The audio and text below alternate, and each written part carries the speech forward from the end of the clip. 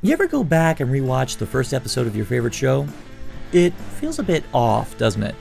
It's like you know what you're watching is still pretty good, but compared to what it inevitably became, it just feels undercooked. Well, that's how it feels to go back and watch Dr. No. You know that it's a good movie, but given what the franchise is now, odds are very good that this was not the Bond film to initially hook you. Compared to the vastly superior fare like all the titles to come after, Dr. No is a more minimalistic and subdued affair. Now, taking that mindset out of the equation, Dr. No's simplicity is its primary asset when it comes to being the debut feature. All you need to know, someone is knocking off agents who are investigating Crab Key, and they send James Bond to investigate. Bond investigates, runs into obstacles, and inevitably stumbles upon a hidden base belonging to an agent of an international terrorist organization. Bond stops him. Help! I'm in a nutshell! Simple, effective, and above all, memorable. Because of the simplicity of the story, we're able to focus on the most important detail: Bond. This is our first time meeting him, and so in order for us to be on board with this character, we need to see him in a story that encapsulates all of his defining traits. Seeing as the rights to Casino Royale were tied up at the time, Broccoli and Saltzman needed a story that accomplishes the same vital task of introducing James Bond to the world. Fortunately, Dr. No was exactly the right film.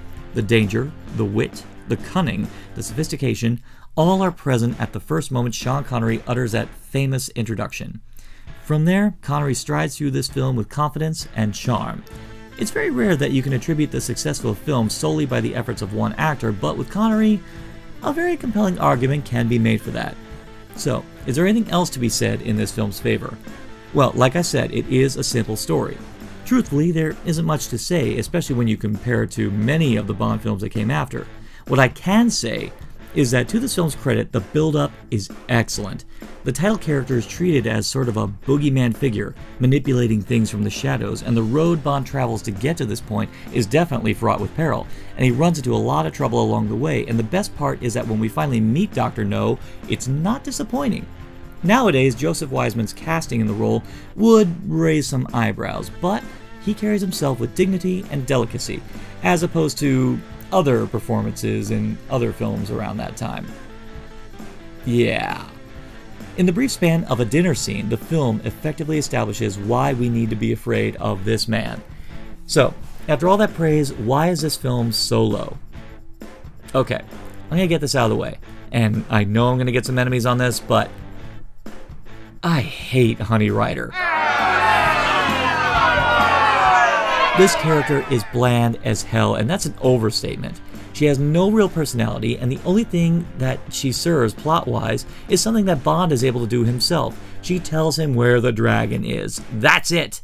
The movie tries to give her something resembling a backstory, but what bearing does it have on the story as a whole? Nothing. Because what's the point of dropping her backstory if it doesn't come into play towards the character's path in the story? Any chance they had to make her more than just a pretty face is squandered because boobs. She doesn't even contribute anything to the climax of the film, you perverts. She gets chained up and waits for Bond to save her. Now, for all you defenders, try and defend her and not bring up that damn bikini. Hell, try and defend her and try and come up with any other reason but the bikini. So, in the end, like I said, this film introduces Bond, but by and large, it still doesn't feel like the Bond we know and love. A lot of the elements of the franchise are still present, but this film is the beginning of a legend, not the peak of it.